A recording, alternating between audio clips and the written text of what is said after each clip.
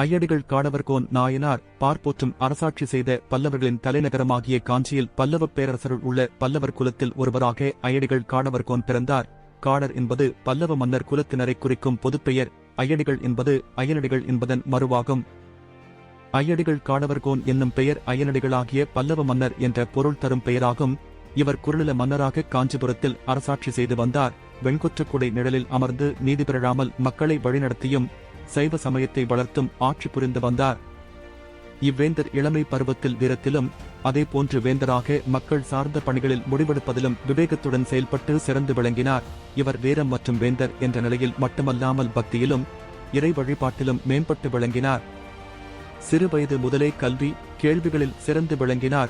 நல்ல தமிழ் புலமை மிக்க இம்மாணவர் வெண்பாவில் பாடல் இயற்றுவதிலும் திறமை பெற்றிருந்தார். வண்ணத் தமிழ் வெண்பாவால் வேணிபிரானை வழிபட்டார். ஐயடிகள் காடவர்கோன் மறைமொழி தமிழ்மொழி இரண்டிலும் புலமை கொண்டு விளங்கியதோடு மட்டுமல்லாமல் இயல், இசை, நாடகம் என அனைத்து கலைகளையும் செழித்தோங்கச் செய்தார்.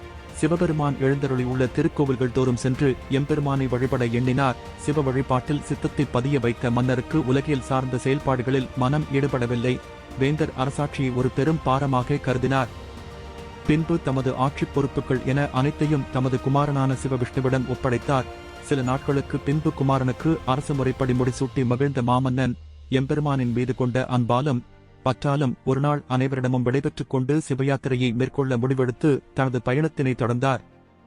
எம்பெருமான் எழுந்தருளியுள்ள கோவில்கள் தோறும் சென்று தன்னால் முடிந்த அளவு பல திருப்பணிகளை செய்து உள்ளம் உருக வெண்பா பாடல் பாடி வழிபட்டு வந்தார். பூவினால் தொடுத்த மாலைகளை அணிவிப்பதைக் காட்டிலும் பாமாலையால் இறைவனை மகிழ்விப்பதே உயர்ந்தது. ஐயடிகள் காடவர்கோன் இயற்றிய வெண்பாக்கள் யாவற்றிலும் ஞான வாசனையானது கமலத் துவங்கியது. மனதை உருக்கி அதில் இன்பச் சுவை கொண்ட தேனை பெருக்கி நம்மை புதுவிதமான இன்பத்தில் மயக்கும் வண்ணம் அமைந்தன. பல தலங்களுக்குச் சென்று வழிபட்டு தன் உடற்பயணம் யாவற்றையும் முடித்துக் கொண்டு இறுதியாக கைலை நாதரின் இறையடி அடைந்து இன்புற்றார்.